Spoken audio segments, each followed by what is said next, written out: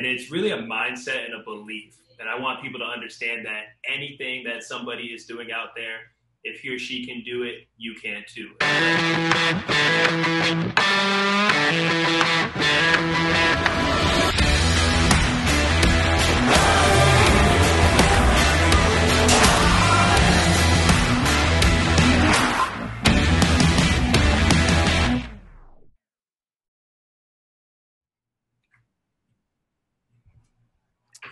Hello, everyone, and welcome to the Building Men podcast. My name is Dennis Meralda, and Building Men is geared toward helping you become the strongest version of yourself mentally, spiritually, emotionally, and physically. That's been the tagline of Building Men since I started, and it was recently I started to think about, should I change up the tagline as I start getting going? Is that, a little bit redundant?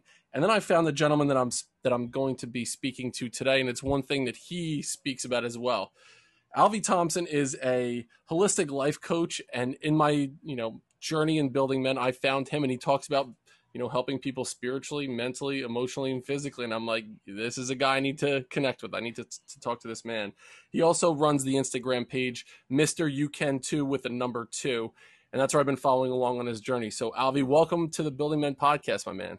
Hey, Dennis, appreciate you having me, man. Really excited to be here. Yeah, my pleasure. I got to start off first with one thing that I noticed on your journey watching you on Instagram. Your hair is on point. How long does that take to get your hair in that way? It's tremendous. Oh, man, it's been quite the hair journey. I feel like I've been growing my hair out now for I don't even know. I probably cut it maybe 4 years ago was the last time I cut it. But I have some great women in my life who style it up real nice. And really all I got to do is wake up, put it in a nice hair tie and a bun, and I'm good to go. So shout out to those ladies. Oh, yeah. And it's a lot that you can do with your hair, too. I mean, I feel with me, I don't think I would ever look good with long hair. And it's getting long on the sides. And then I'm starting to get a little bit of that warm spot in the back. My kids tell me all the time, they're like, Dad, you got to watch it. You got to put on the suntan lotion because that little warm spot in the back of your head is starting to get burned. Oh, no. That's so funny. Listen, they'll take every opportunity they can to cut me down. And it's fun. It's what kids are for. Keep you on the toes, I bet. Absolutely. So, Alvey, tell me a little bit about, I'll start with the Mr. You Can Too Instagram page. Tell me what you do on that page first, because I'm interested in that. Yeah, my whole idea behind my Instagram page is really to inform, educate, and inspire. So You Can Too, that's my business. I'm the founder of You Can Too. And it's really a mindset and a belief. And I want people to understand that anything that somebody is doing out there, if he or she can do it, you can too. And let other people's stories, triumphs, situations be a catalyst and an inspiration for the person looking at it to be like, hey, that's very similar to what I want to do. I know I can also achieve that because it's being done. Have you ever seen the movie The Edge with Anthony Hopkins and Alec Baldwin? I haven't. It's an older movie. It was in the 90s. And basically, Alec Baldwin and Anthony Hopkins get stranded out in the wilderness in Alaska. They were there for a photo shoot, and they get stranded out there. No one knows that they were still alive. There was a little plane crash, and there's a Kodiak bear that's hunting them. And basically, they're trying to survive without any, survival tools or anything, just based on their own wits. And Anthony Hopkins says to Alec Baldwin, there's been a time in the history of the world that a man has killed a bear. And he goes, one man has killed a bear. And he said, what one man can do, another can do. Repeat after me. What one man can do, another can do. And that, what you just said, struck a chord with me. Because if there's someone out there that is doing whatever, they pulled themselves up out of a difficult situation, they're doing something physically, emotionally, spiritually. If one person can do it, if you invest in that, another person can do it. So that's a great message that you have right here. So now I'm interested in, how did you get to that point where you're delivering that message? Everybody that I'm talking to has gone through this hero's journey, that they've gone through a point where they found themselves in a spot where they're looking in the mirror trying to figure out, how did I get here? Do I want to continue? And if I do, what are the steps I'm going to take? So they're finding themselves in this really challenging spot. So Alvey, start in your experience in school. Pick any place you want along your journey in school where maybe there were a couple circumstances or instances that happened that led you to a point in your life where you were like, okay, now what's next? Yeah, for sure. It's a great question.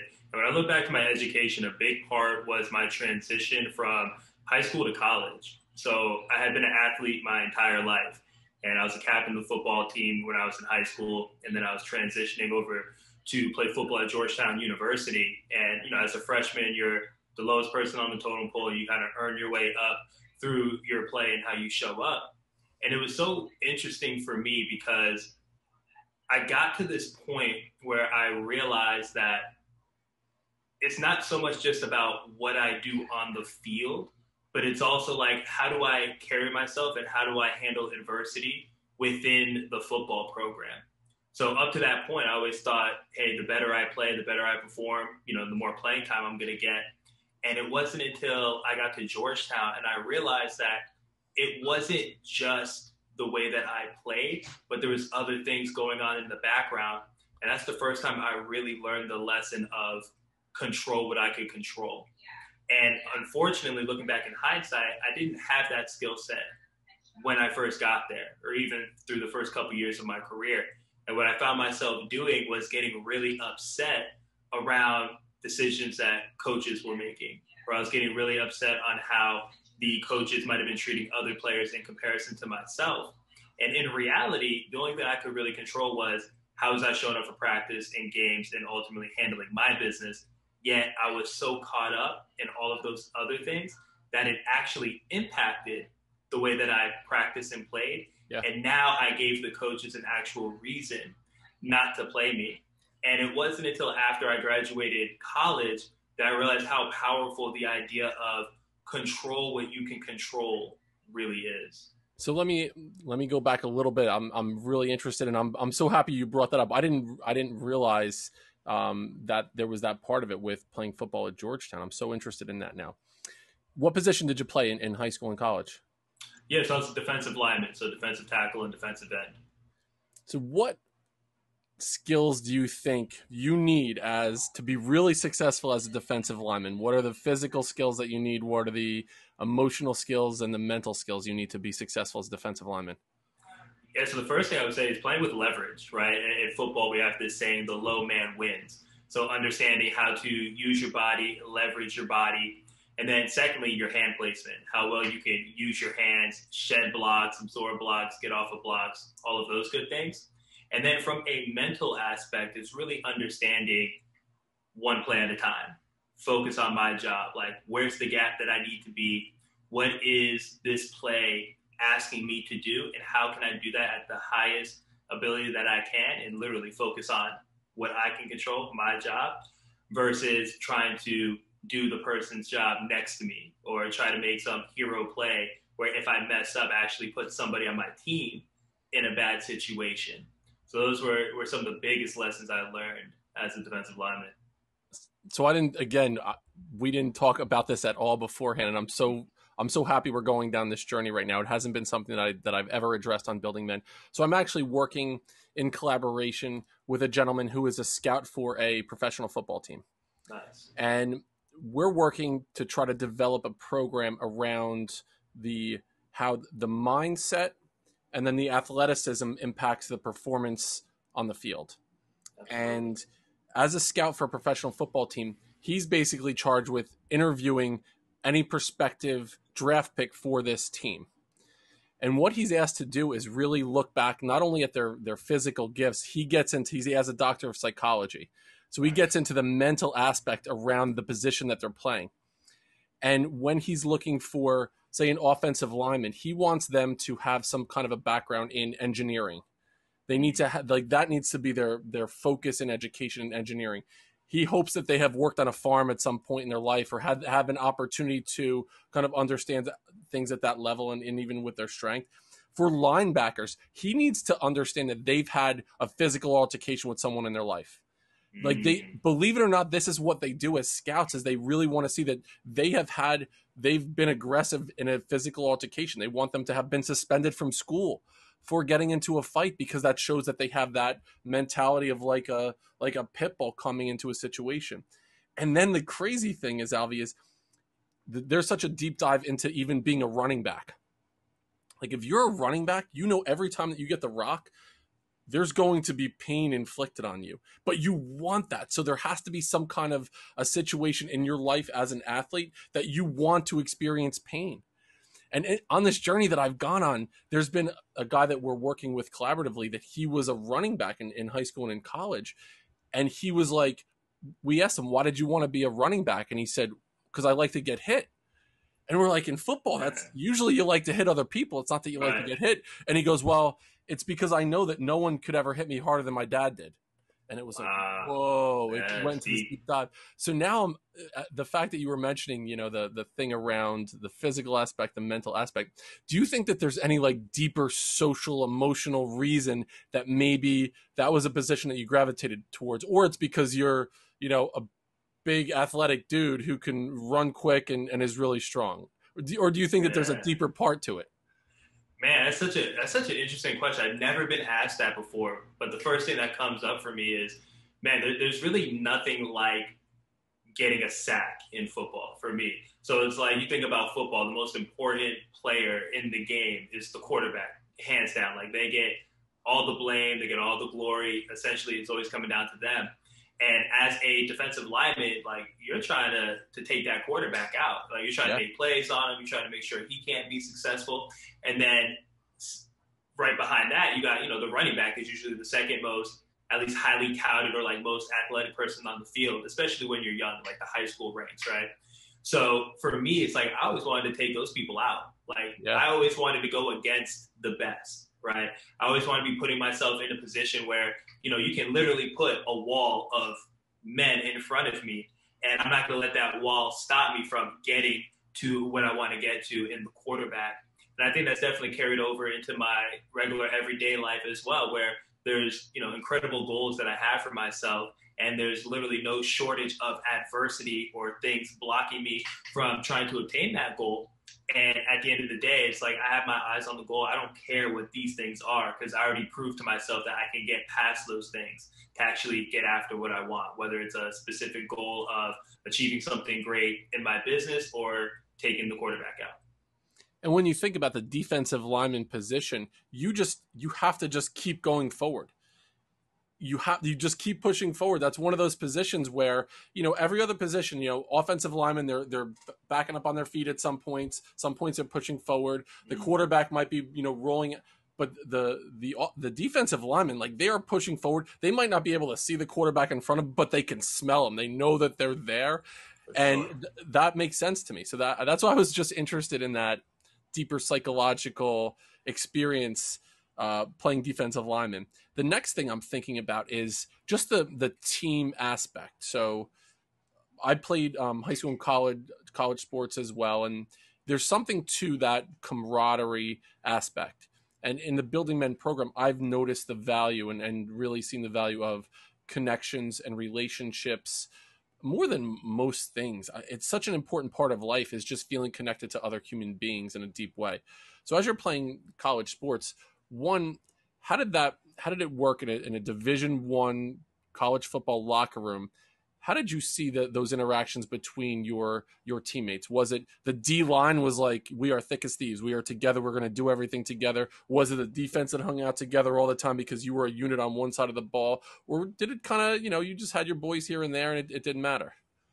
Yeah, my experience at Georgetown, we had all different types of relationships throughout the team. So, like, me personally, when I think about, you know, Georgetown, the student population is probably 10% Black people, right? And then when I look at the football team in total, it was probably like 35, 40%. So naturally, when people come in and they don't know anybody, you typically gravitate towards the people that look like you, right? First and foremost. So I had a lot of bonds that started out that way through the football team, of people who played all different positions, but just as Black men, we all gravitated together and we hung out a lot. So that was one part of it. Another part of it was just having different guys on the defense that we all hung out together, because, you know, when you're on a team and then you talk about football, it's like you have, you know, little subunits within the team, just like in a business, right? In a school, whatever it may be. And I found myself always hanging out with the people that I was spending a lot of time on the field with. So it would be a couple of my buddies who were either defensive linemen or they were linebackers, defensive backs. You know, we're always in the defensive meetings together. And then even closer than that, we're in the defensive line meetings together.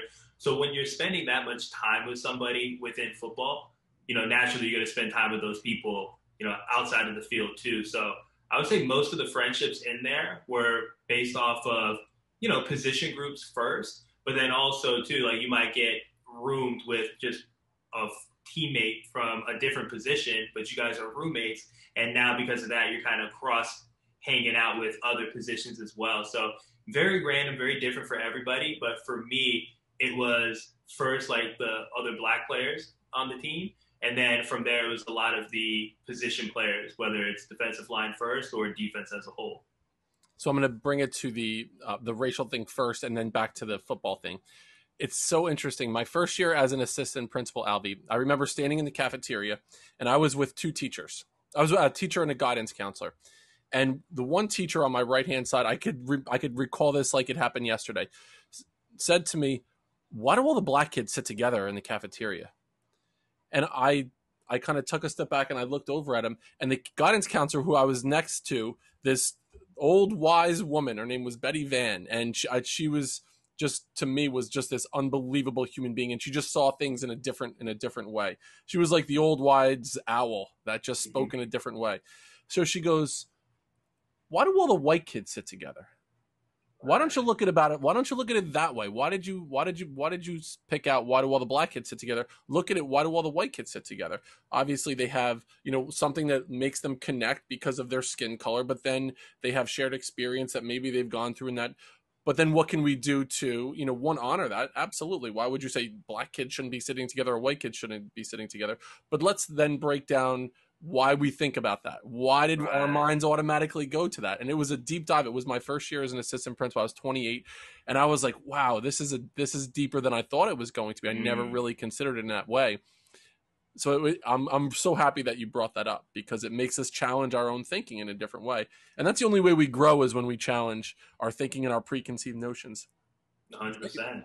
The second thing I'm interested in knowing is, so now you're a college athlete at a big time D1 school, and obviously there were lessons that you learned from your coaches that helped you in your future become what you are today. But there are probably other things that you learned along the journey that you're like, what, when I'm in front of people, I'm leading people, I would never ever do that. So what's a lesson that you learned from a coach that was like, I need to be this way, I need to emulate this? And then what's a lesson that you learned from your coach that you said, no way in hell I'm going to do that when I'm coaching people? Wow, great question. So the first one I would say, in regards to what I heard a coach say that I didn't agree with at the time, and I alluded to this earlier, but I hold it so dearly now, is this idea of controlling what you can control. I remember my defensive coordinator, Coach Scarlotta, who's now the head coach at Georgetown, speaking on that. And because I was so jaded, because I was just looking at things and being like, oh, no, like, you guys are just saying that to kind of, make yourselves look good. Like, that doesn't really apply to me in real life and what's going on. And it was one of these situations where, I couldn't see the forest from the trees. So I couldn't really bring in that lesson, as powerful it was then. But when I look back at it now, it's something that I live by every single day, because I realize that at the end of the day, the only thing I can control is how I interact with my thoughts, the words that I use, and the actions that I take. And anything that's outside of that is literally out of my control. Right. And I've realized how precious my energy and my peace is. And when I realize that I can use my energy and solely focus that on the things that I control, that's when I get huge results. And that's when I experience a lot of fulfillment in my life, versus how I felt in college and even a little bit after college. There were so many things that I tried to force and make happen that were completely out of my hands, that actually had me take steps back in life, right? And actually had me not create the things that I wanted, and even hurt a lot of relationships that I had. So understanding how important it is to control what I can control that's the one that I really take away from one of the coaches. And then one that I received that I just was just like, nah, that's not going to be me, is really the way how the head coach at the time, in my perception, just was never really able to really like meet a person where they're at, right? It was like this whole idea of, not being able to confront somebody in such a way that allows that person to get it, right? So what I mean by that is, say a player does something that the coach didn't like, it's essentially, the coach would just go in and just like rip the player a new one, as opposed to first asking the player like, hey, what happened? What had you get into this situation? Like really try to build up some context of like, what was the player's perspective on it? How can the player grow from it? And instead it's just like, I'm going to reprimand you. I'm going to yell at you. And if you don't do it this way, then like you're done, right? You're out of here.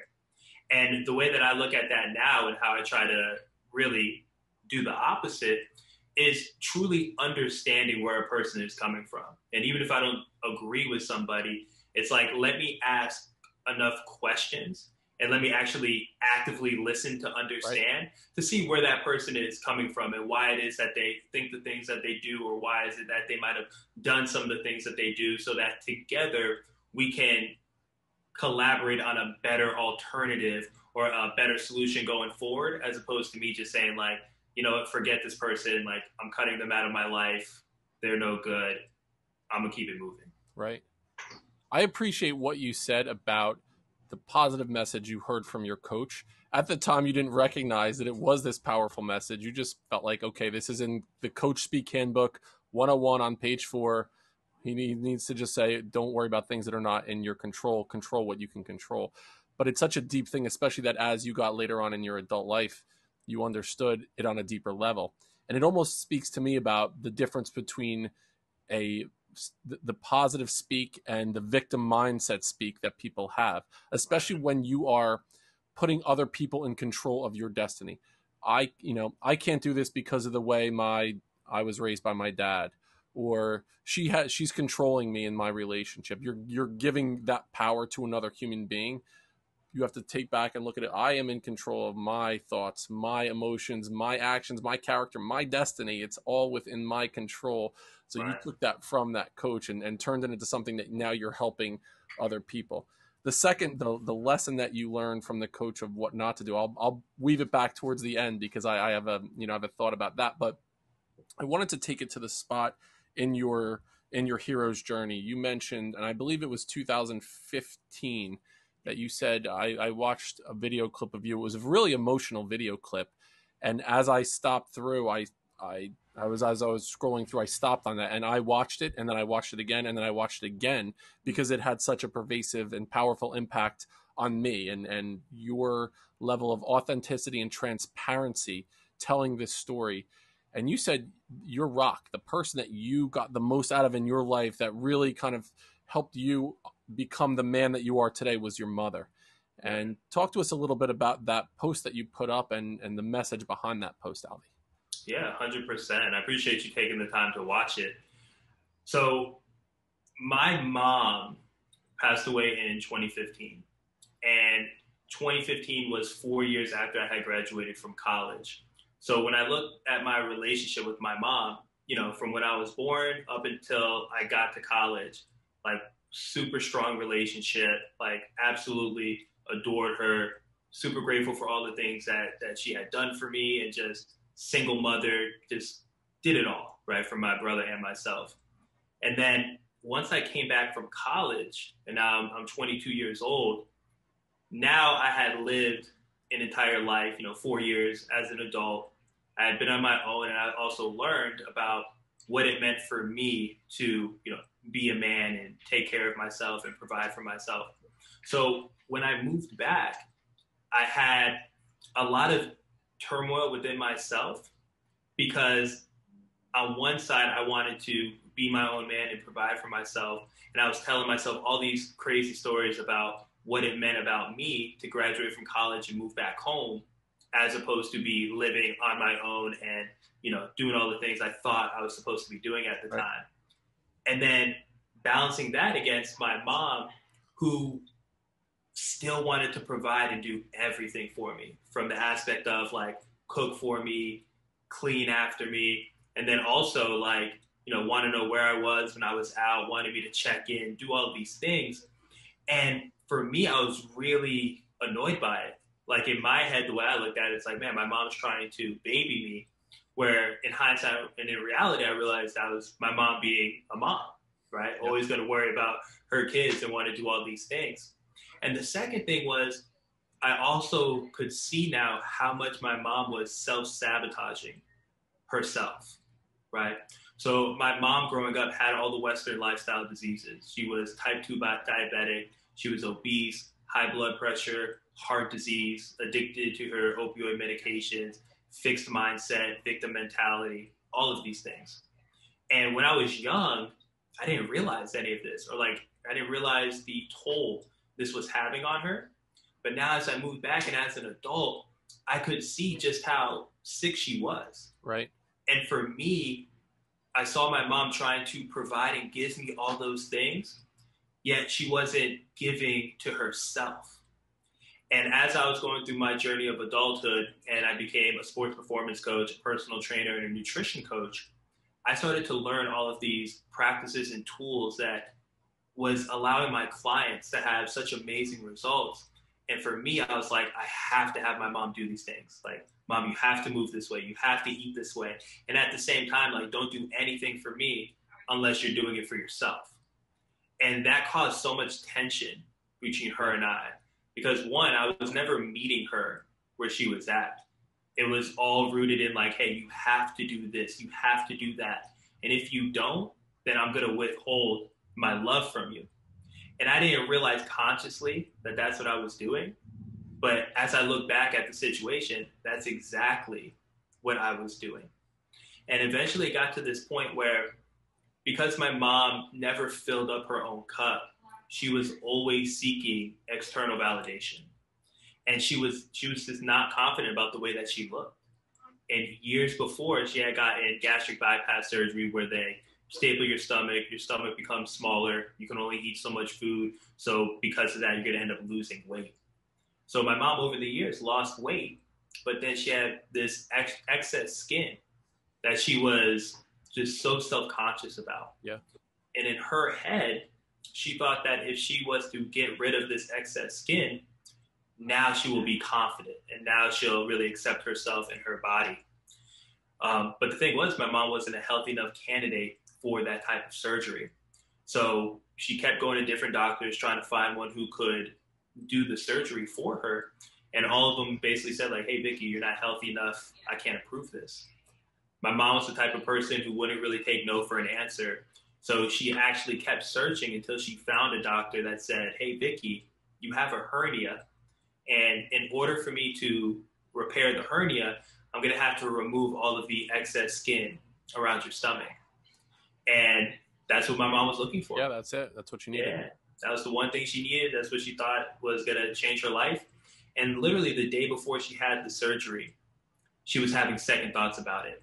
I was hanging out with her at her house. She shared that with me. And I was like, Mom, don't worry. You don't need it. Like, we'll figure this out. I'll help you with it. And then at the end, she's like, no, I'm still going to, I'm still going to go ahead and get it. And that led to her and I getting into a huge argument. And unfortunately, that argument was literally the last conversation that I ever had with my mom. And, she went in for the surgery, eventually got out of the surgery and complained to feel a little bit out of breath. And shortly after that, she went to this episode where she couldn't breathe. So the hospital induced her into a coma and transferred her to another hospital. And over the span of 12 weeks, she just never came out of it. And it was one of these situations where, man, I had so much anger, frustration, sadness, guilt towards myself, towards my mom, towards, the doctor, the system, all of this stuff. And it wasn't until, a few months after she had passed away where I realized, like, we talk about this looking in the mirror moment. I'm looking at myself and I realized, like, man, there's a skill set that I'm really missing right now. Because how is it that I have all of these tools around health and wellness, but I couldn't help my mom with those things? And I realized what was missing was this ability to truly meet somebody where they're at, right? And I thought to myself, well, if I had these skills to actually actively listen, lead with compassion, and hold that level of space, well, maybe my mom would be alive today. And that's what inspired me to get into life coaching. And I took a life coaching certification through the Human Potential Institute. And it was amazing. It was one of those spaces where, yes, I learned all of these skills around active listening, leading with compassion, meeting somebody where they're at. But more important than that, Dennis, it actually gave me my first opportunity to be open and vulnerable with somebody else. See, up until that time, I was really the only person in my circle who was very much into, eating a certain way, into, personal development and growing and all these types of things. And because of that, I felt very alone. So whenever there was something that I needed help with, I didn't really feel like I had anybody that I could turn to or that I trusted to be open with. And the way that this coaching certification I took worked was that every week, after we learned some type of competency, we would coach each other. And it was during those moments that I realized with my cohort, like, hey, I'm around a bunch of men and women who are of the same mindset as me, that are trying to grow and develop themselves and are also looking to help others in a variety of ways. Like, these are my people. I can open up. And literally by talking about my story, talking about my relationship with my mom's death, just all of the limited beliefs that I had at the time, all of my ineffective habits, and really asking for feedback and ways to improve. Like, man, that was some of the biggest healing I had ever had in my life up to that point. And that's what showed me how powerful, one, being open and vulnerable can be, and two, the power of coaching and being able to be in a space where I feel like I can be heard, I can be understood, where I'm going to get feedback that's ultimately going to help me live my best life. And man, it was just such an amazing experience. And that's what really changed the way that I started doing my work and how I interacted with people. Because, up until that time, like, my company is called You Can Too. We talk about the mindset and the belief that is. The way I originally got that name is because I heard my mom say, I can't, so often. Oh, I can't eat like that. Oh, I can't go for a walk. Yeah. Oh, I can't change this. I can't change that. And it was funny, man. I remember thinking, like, it doesn't matter how many men and women I help, it's not going to matter because I couldn't help my mom.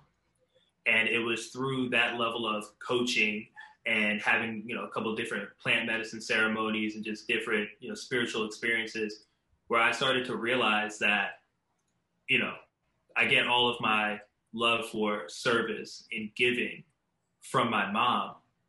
But what I also get from my mom and through her death is this understanding that I can only give from what's overflowing from my cup. And it's so important to make sure that I'm filling my cup at a high level so that I have the energy and the resources to truly give to others. I appreciate you taking us down that path. It's an emotional experience. I'm sure there were a lot of people listening that got a little choked up during that, answer that you gave right there. To me, the excess skin on your mom's body, that wasn't it. That represented just, a hole that she had in her heart that she wasn't able to fill because she wasn't taking care of herself first. It was that extrinsic motivation, that extrinsic value that she was placing on things. And people think it's selfish when I tell them, you need to make sure that you're good with you first, that your relationship with yourself has to be the most important relationship in your life. Because unless, like you mentioned, just that the visual of, unless your cup is overfilled, overflowing, you're not truly able to give the best of you to help someone else that's dealing with something challenging. 100%. I think about, and I've mentioned it before in different interviews, the idea of the last time. We have, you remember your first sack in college. You remember, your first time behind the wheel. You probably remember the first time you kissed a girl. Things like that. Those are situations that you remember in your life. But there's not a ceremonial thing about the last time. Going into a last time, you don't know that that's going to be the last time that something occurs in your life. I think about, as I was getting on today, I said, my youngest, and I'll get choked up now. My youngest, it was their last day of elementary school. So they do this big ceremony where they clap the kids out. They're coming out of elementary school. They clap the kids out. And at the moment, I'm thinking, this is such an unbelievable experience, this and that. She ran up to me in tears, crying, hugs me, and I was thinking, is this the last time that my little girl is going to run out of school and hug me? Could that be the last time? And I was like, let me fully soak in this moment right now, understanding it might be the last time, but it's so hard to identify those moments that could potentially be the last time something happens. So we need to lean into all the moments that we're having, all these different experiences that we're having, thinking this could be the last time that I speak to this person, that I play catch with my son, whatever it is. Absolutely. So this will be a deep emotional dive here. If you knew, Alvey, that day before was the last time you had an opportunity to say something to your mom, what would you tell her? What would your conversation be like if you knew it was the last time? Oh man, I would have, just expressed to her how much I love her, how much I thank her for everything that she did for me and for my brother, and for literally like putting her health to the side to make sure that we were okay. And I would have apologized for being such an asshole those last 3 to 4 years. And it's crazy that you asked this question, because I had a moment where I was in the hospital with my mom when she was on her deathbed, and she was in, she's in this coma. So like, she's hooked up to the breathing machines, has all the wires, all these things. And, even when you look at her eyes, like you could tell she's not there. But I had this one moment where I visited her maybe 6-7 weeks in, where I felt like she was really there, and like we're able to make eye contact, and I felt like there was something there. And man, that's when I had that moment where I was bawling, crying, and I was apologizing for everything. And I was telling her how sorry I was and how much I love her and how beautiful she is and how perfect she is to me already. And that, she doesn't have to change anything. If she doesn't want to change anything, I'm going to be here to support her and love her unconditionally. And that's the most and the hardest I'd ever cried in my life, up to this day. Yeah. And it's such a beautiful point that you make, that, we never know when the last moment is going to be. So how can we be present in everything that we're doing with ourselves and with others, and truly enjoy and appreciate those moments, so that there aren't any regrets? God forbid something does happen to, ourselves or to that person that we're enjoying that moment with. You mentioned the lessons that you learned from your mom, Alvey, and thank you for sharing that story as well. And I know it's a difficult question to answer, and I told you before, I don't script any questions. I just go off of our conversation. But as you started talking about that journey you had, after you went through that, you understood, for you to truly experience and be the best that you were able to be, you needed to be vulnerable enough to kind of, and one, forgive yourself for that, and then two, be vulnerable to share your story with other people. So I guess that experience that you went through with your mom, that's a lesson around masculinity that you learned about being vulnerable. Talk to us a little bit about, maybe another lesson or two that you learned that helped shape the man you are today. So how did you define what masculinity means based on another lesson or two in your life? Yeah, for sure. I mean, I would say a big one that comes up for me in regards to masculinity is being fully expressed. Like, I think of men, like, what does it mean to be a dynamic man? And when I say that word dynamic, like, there's so many aspects of our being. There's so many different ways that we can show up as a lover, as a friend, as a father, as a son, as an everything. And I've realized how important it is to be able to say whatever it is that we truly want to say that's on our heart. How important it is to, dress the way that we want to dress, to, wear our hair however we want to wear our hair, to essentially live life by the ways that we truly internally think are important, versus what other people's definition of masculinity or being a man looks like. So for me, like, to wrap that up in one word, it's authenticity, right? With some full self-expression and integrity all mixed in. I think all of those are super important to me as a man. And I understand that when I'm living in accordance to my values and my principles, I am being a dynamic man. I am being the best version of myself possible. And I know that's what's working for me. And it might be different for you. It might be different for the man next to me. And all of that is perfectly fine, right? because we all get to coexist and be able to get along no matter if our definitions of things look different. You mentioned before, Alvey, that and I'll take from that answer the authenticity. On my journey in building men, I'm slowly developing my definition of it. And the word dynamic is such an unbelievable word. It has such passion and power, and there's such action with that word. I absolutely love that word. I'm gonna wrap that into my definition in some way, shape, or form. That word dynamic. I love You that. mentioned your coach at Georgetown, and you said one of the faults that you would identify was that he was unable to meet the players where they are. Right. As a former principal, I would talk to teachers around, we can't treat kids like they come out of a cookie cutter mold, that every one of them are exactly the same. Every single person is different. It's a snowflake. It's the idea where we're all learning differently. We all have our different challenges, experiences that we've gone through in life that shape who we are. But the way that we learn is very different. So if we're trying to, the age old thing is a square peg in a round hole. If we're trying to do that as educators, we're making a mistake. We need to be able to differentiate the way that we are communicating with the students. I believe that coaches need to be able to differentiate their coaching to meet the needs of the players in front of them. The way that, a 6'5", 280-pound D lineman, the way, that might have, emotional issues with around something, we need to talk to them a little bit different than someone whose father was incarcerated, or someone who has, mental health issues in another spot. We can't just say, okay, it's my program. Everyone is going to be treated exactly the same way.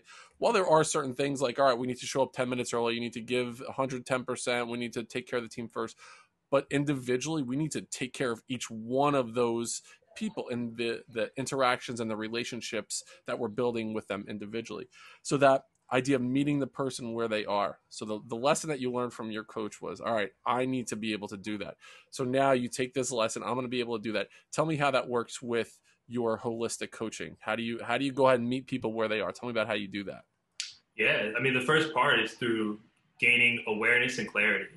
So I work with my clients to really uncover and unpack where is it that they currently are in their life right now, and then also where is it that they want to go. And once we're clear on those two things, like now we can put together all the different tools, routines, systems, tactics, ideas into how to fill that gap. And one of my favorite quotes that I've ever heard, I forget who the author of this quote is, but it's this idea that if you don't have a destination, any road will take you there, right? So it's so important for each and every single person that I work with to be extremely clear on where is it that you want to go? And once you know where that place is, why is it important? How is it going to change your life? How will you start experiencing life once you are moving in that direction? Because once we have that North Star, we can use that as a filter to make decisions and understand when something is like an easy yes and when something's like a hell no. Like, definitely not do that because it's not in alignment with what it is that I truly desire. And then also within that, it's understanding like what are the things getting in the way, right? Whether it's showing up in the ways of external validation, trying to keep up with the Joneses, the comparison, these ideas of where you think you should be based on how someone else's life is. What are the things that you're doing that are holding you small? And what can we co-create together that's going to help you eliminate that thing or those things so that we can actually add these other things into your life that are going to allow you to get to where you want to go. There's the thought of like designing like forward, like front, like, all right, I'm going to design my life in this way, this step, this step, this step. You're talking about a backwards design. You're talking about like starting at the end point. I need to start with my goal and then let me like visualize these incremental steps I need to get to my goal. So it's a perfect analogy. If you don't know where your destination is, I could turn left, turn right. It doesn't freaking matter because I don't know where I'm going anyway. So I love the way that you're able to describe that, where you're starting with that end goal and designing backwards from that point. The last thing I wanted to ask you, because it pops up all the time on Instagram, is the power walking. You're an avid power walker, and I see, I'm like, what the hell is this guy doing? Uh-huh. You're going, you're talking, you're motivating, so talk to us a little bit about that process. How did you get into it, and like a little bit about what it's about? Yeah, man, the speed walking, it's so funny. So that started literally like beginning of the pandemic. Like there were gyms weren't open. Even the park that my fiance and I used to go to, like that was closed. So literally all we had was this sidewalk, and we are just walking, like kind of like messing around. And she started walking fast, and I was like, oh no, I'm gonna walk fast, like faster past her. And we started having fun with it. And then I just had her to start recording it. I was like, let's get like the speed walking really going. Yeah. And it ended up being a lot of fun. And then also just thinking about it in the terms of like how helpful it is for like a lot of people. Because there's so many people out there that I've come in contact with the limiting belief of like, it's too hard to improve my fitness or to get in better shape. And for most people can walk, right? And for the people that can walk, it's like, hey, if you can walk, start with that. And then once you start to build something with that, like, regular gingerly pace, like just speed it up, right? And when we talk about from a longevity standpoint, like way less of an impact on the ankles, knees, hips, right? All the different parts of the body. And then for me, being a 6'2", 240-pound big black man with dreads, like I understand it. That looks funny. Right? Like I understand that's not what you do. Like you'll get a double take like every time you see that. So I realized that it was getting a lot of traction and there was a lot of eyes and comments on it. And then I started to think, what can I do then to create a positive or a strong message while I'm doing it? And that's what I realized along my speed walking journey. And I'll just make so many different metaphors of speed walking and life. And it connects with a lot of people. People get laughs. People get inspired. People go out and start getting their speed walking in. Yeah. And for me, it just checks so many boxes that I'm like, all right, I'm going to keep going with this. And I built like a really big love for it over the last year. And it goes back to your point before. Just be you. You're doing it. And initially there might have been some like, I'm not sure. This looks a little goofy or whatever. You're like, I don't give a fuck.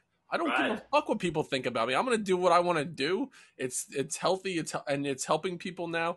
It's one of my favorite things. Whenever I come across it, I need to stop and just fully appreciate it, because I need to get to the point where I'm not worried about doing something like that, because I think about myself in that way. Like, would I be able to just go and do what you're doing? I don't know if I have the balls to do that right now, but I'm like, fuck it. Who cares?